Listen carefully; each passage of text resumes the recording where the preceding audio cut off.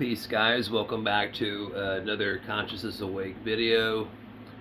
This video is about the afterlife.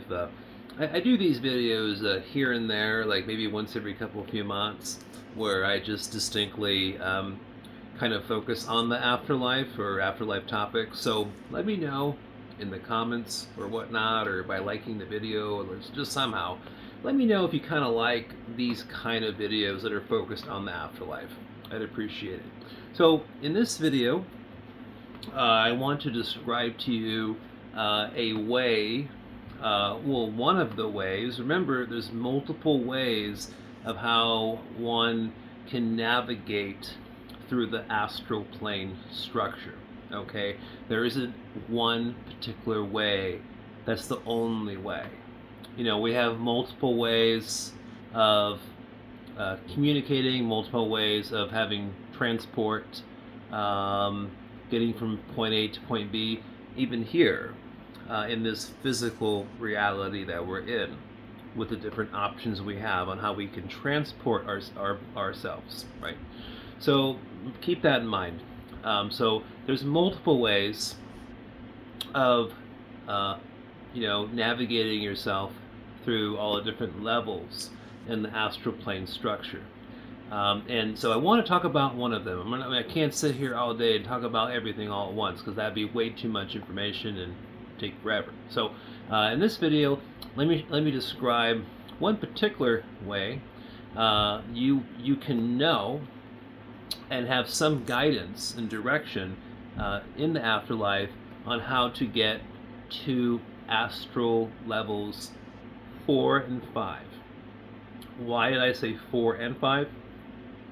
Because levels 4 and 5 are very similar in many ways.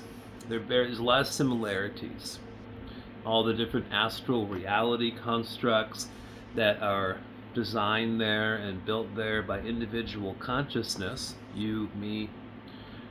Some of you, there's a percentage of people right now who've incarnated back into this human experience, and your last experience with your consciousness was from the 4th or 5th level of the astral plane structure. Okay, of course the soul memories are wiped away, right? But a lot of you are from there. That's my situation, and I know there's a lot of other people who are in my same boat. So let me describe something to you. So we're in the afterlife. Your physical body has ceased to operate. You then find yourself in a new body, and almost a duplicate, an energy body that's almost like a copy of your physical body. Okay, this body is just more of a younger adult kind of look to it. So if you're 13 years old and you just got run over by a truck, a big rig or something, you will see your body as more of an adult version of yourself. If you are, 80 years old and you just, passed away because of older age, you would find yourself as that image of you, but as a younger adult, for the most part. That's kind of how it works. Nothing's guaranteed with every little situation, obviously, but I'm speaking more in a general sense of kind of what to expect and what goes on with it. So, what's a good way? What's one of the ways to transport yourself in the afterlife after physical death? How do you just go straight to the 4th or 5th levels of the astral structure, where you can be your own creator? You can manifest your thoughts pretty easily, pretty well. There's not too much turbulence, not too much blockage of anything.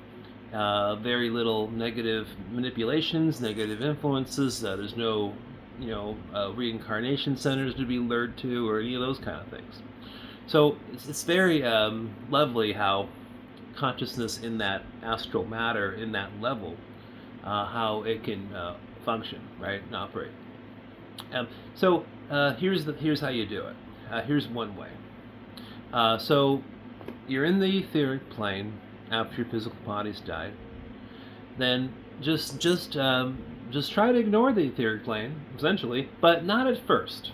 What I always recommend for people to do after they've had their physical death is to say goodbye to loved ones, say goodbye to your kids or people that you were connected to, people you had emotional connections with. Take the time. Take the time. Take the time. If it's like 3 Earth days, or 1 week of an Earth week, or 1 day of an Earth day, whatever it is, just kind of like take your time and say your goodbyes before you truly move on, right? With your consciousness intact, without your consciousness being manipulated in any way during the process. So be in control. Don't fall for anything. Stay true to yourself and to what your goal is and to what your true intention is. And then you're like, hey, I'm going to spend a couple Earth days to say my goodbyes, right? Then do that. Don't get distracted. Because believe me, there are distractions. Okay? And that's what you want to avoid. So spend your time doing that. It'll make you feel really good doing that. Then once you're done with that, then just shoot right up into the sky. Okay? By now, after being dead for a few days, I'm pretty sure you've kind of started to learn how to maneuver the etheric energy body and how to move faster, maybe levitate or float around or do that kind of stuff. So by the 3rd day or whatever, right? You've learned how to operate the etheric energy body. And so just move straight into the sky at an angle, 30, 40 degrees angle. Don't go straight up. Don't go straight down. Just go at a little angle. And the first thing you'll notice is as you are getting out of the etheric zone, you will start to see a reddish sky. Okay? Just reddish, right? I mean, I'm sure that the way people see it can vary a little bit person to person, but it just reminds you of the color red. When you get into that zone, then you know that you're getting into the territory or the entrances and the main plane of the first level of the astral and the second level of the astral.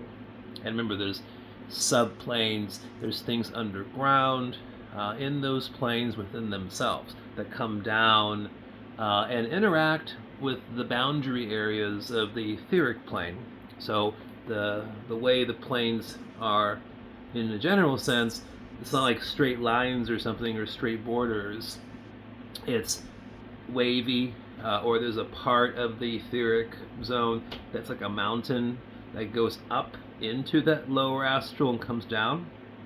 Just like when you're in this physical reality at a park, you see an open field, there's some hills out in the distance, and you're looking at those hills and kind of seeing how they roll and how maybe a part of the hill of that physical matter that's actually penetrating up into the air. Okay, so the same thing can be applied multidimensionally in the boundaries of how these different dimensional spaces and how they interact with one another. It's not like a perfect, there's no signpost, there's no border fence, there's no, there's nothing distinctly there that divides everything. Okay. Anyways, I'm distracting myself from the video. Digressing. So let's focus back on a method, a way to get to the 4th and 5th levels of the astral plane structure. So I already described that you are going straight up into the air. You see kind of a reddish zone of, let's just call it air. That's when you know, or you can signal to yourself that that you are getting into the 1st levels and the 2nd levels of the astral plane structure. Now pay attention to what I'm saying though. Okay. So if you change your course, you're going up a certain angle through all of this. And if you deviate that angle, or you try to do something else, or you flip a different way or whatever, If you go a different angle in general, you're most likely then just going to float down or kind of fly down or levitate down into the first level or second level of the astral plane structure. And once you get there after death, I mean, who knows what can happen, right? You can get very easily distracted by something. You can get lured right into a reincarnation trap. There's all kinds of things that can happen, right? That can take away from your intent and your focus and your goal. So don't deviate from that angle. Just keep going the best you can.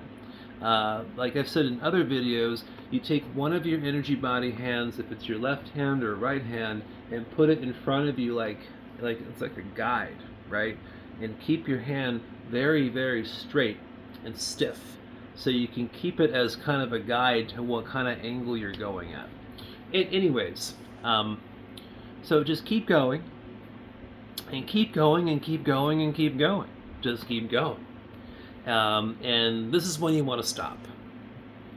Once you get to just a vast, huge sky, it's just the color blue. It's a solid blue.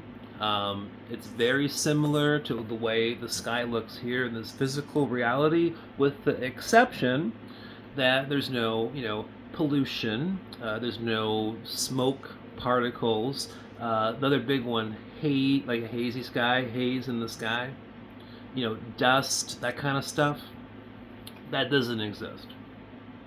Okay? If you see a blue sky and you do see like smoke or black clouds or just something, white clouds, anything like that, then you're not in the right place. Okay? So you're in the right place if the sky is just a pure bluish color and it looks almost like it's fake. I mean, it literally looks like it's I don't know, it's hard to describe, but it just doesn't look real, but it's real, right? And when you're there, notice that there are no clouds, and like I said, no pollution, none of those things, right? Then change your direction. So you're going up that whole time, you get to this beautiful pure blue sky kind of zone, and then that's when you switch your angle and you go from this to this, just like that.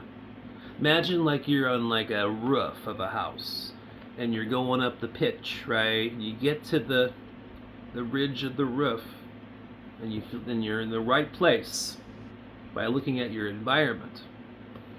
And then all you're doing is then just going down the other side of that roof pitch, the opposite direction. And then that will guide you down into, depending on the exact angling, because it's almost impossible to make these things like super, super perfect, you just kind of do them and you try them and stuff happens. You learn from different things. You just learn from different things. You just learn. But you just go down, so there's no guarantee to which fourth or fifth level you'll get to by doing that. I can't guarantee you that, but I can guarantee that you will come down into either the fourth or fifth level of the astral plane structure. And again, they're almost like the same thing. The way consciousness operates, the way the reality constructs are, the way beings treat each other, how awake just the beings are, as opposed to how awake the beings are here in this physical reality, or in like the first or second levels of the astral plane structure, and how awake, how zombified they can be. So you don't see zombified people there, and you're kind of free to kind of do what you want. Now, the thing about it, though, is the important thing to note is that demons are real, and the kind of demons that I'm trying to describe here are the kind of demons that make the effort to lure your consciousness, to lure it, to hook it in, to manipulate it, to really mess with it. Okay?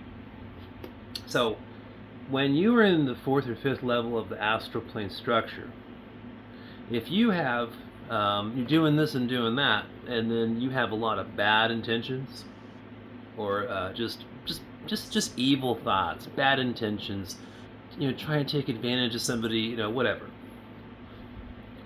Those thoughts will be almost like a feeding frenzy for the demons that like to lure your consciousness. Okay? And they come from the subplanes of the lower astral structure. Okay? Real low realities. But even though everything's pretty good and positive and there's a lot of freedom with your consciousness in the 4th and 5th levels of the astral, that doesn't mean you're protected from those demons. And this is what I'm trying to say.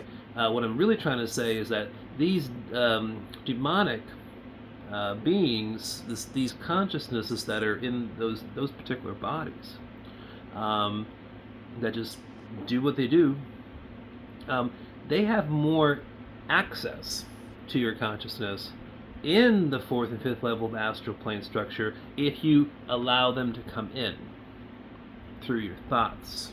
Okay? Remember that. As opposed to, you're having evil thoughts or just kind of doing the wrong thing in this human body, in this physical experience, you're not as prone to it. You still can be.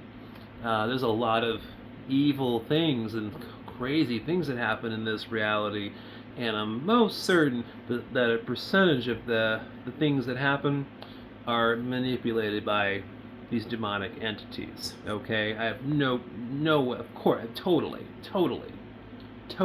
is happening, but the access they have to you when you are in an astral body is different than it is when you are encased within this physical body with all the layers and stuff. Okay, so that was what I was trying to say. Anyways, I think I kind of talked a lot about stuff there, and there's a lot of stuff said, and I'm going to stop the video now. But I really appreciate anybody who's spent the time to listen to this whole video. We're here at 17 minutes in, and I have a lot more to say about what I'm saying, and there's a lot of things I like to discuss with you, and a lot of things I like to share personally with you about my own, private, stuff that I'm working with and doing with my own ARC, which is Astral Reality Construct. But that time will come when I want to talk more about that. All right, talk to you soon.